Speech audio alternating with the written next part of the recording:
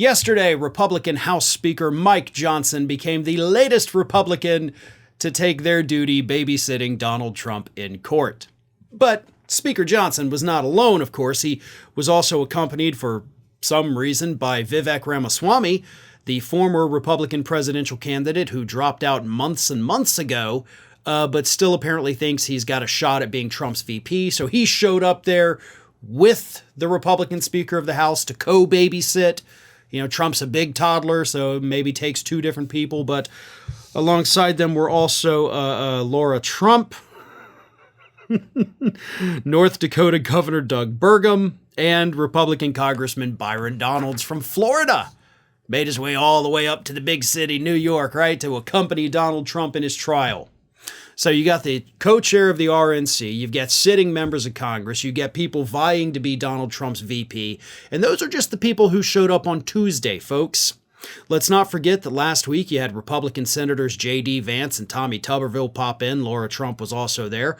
Alina Habba sat in court every single day last week with Donald Trump to help babysit him.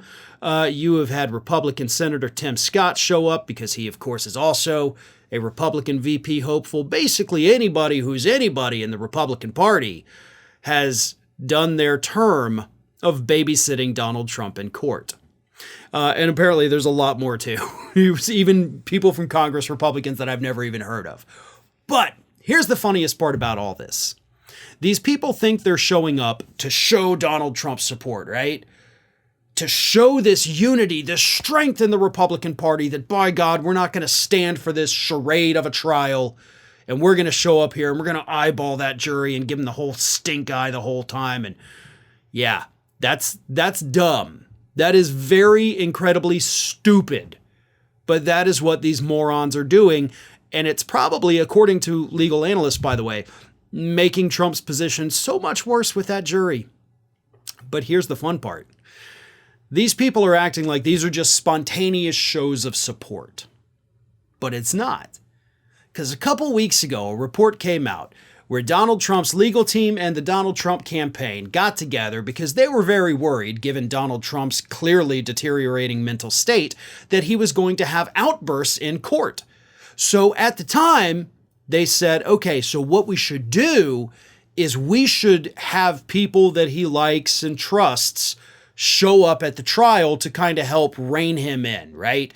He's going to be less likely to act out, they theorized, if his friends and allies are there with him, showing him support so he knows he's got somebody there. Kind of like an emotional support animal, right? So these people, you know, whether it's House Speaker Johnson, Vivek Ramaswamy, Tommy Tuberville, J.D. Vance, Byron Donalds, Laura Trump, they're his little puppy dogs. Like, he starts feeling anxious and he's like, where's my puppy? Where's my puppy? Okay, I'm good.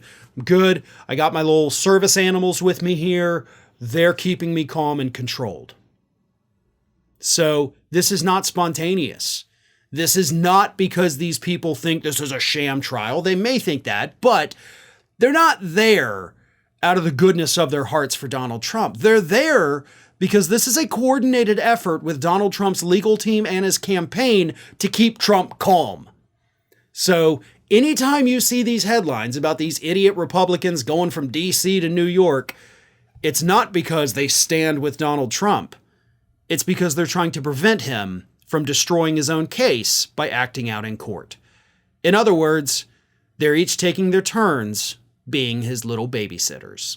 Well, folks, we have crossed that 1 million subscriber milestone, but rest assured, we are just getting started here at Ring of Fire. So if you're not already, please do subscribe to the channel and make sure to like, share, and comment on the videos.